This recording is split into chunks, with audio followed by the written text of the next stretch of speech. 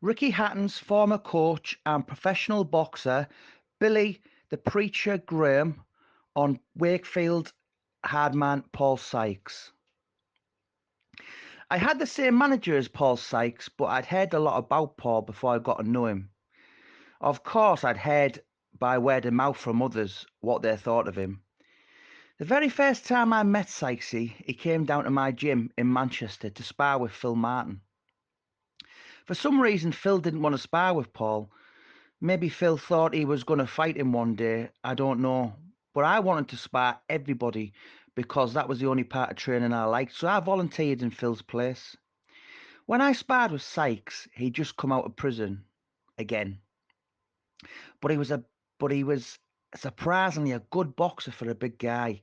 He was big, fit, strong, clever, and smart. A proper traditional boxer.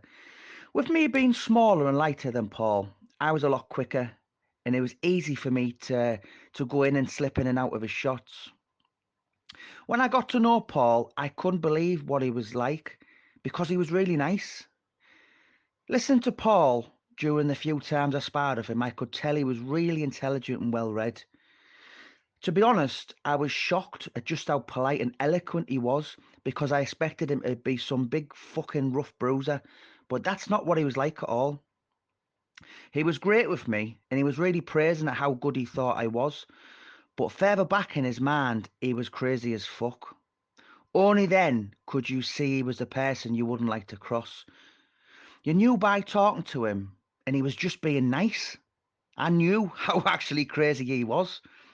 When he spoke to people, you knew not to fuck around with this guy.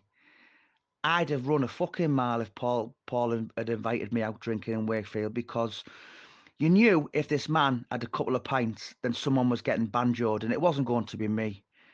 I think when he asked me, I just politely declined.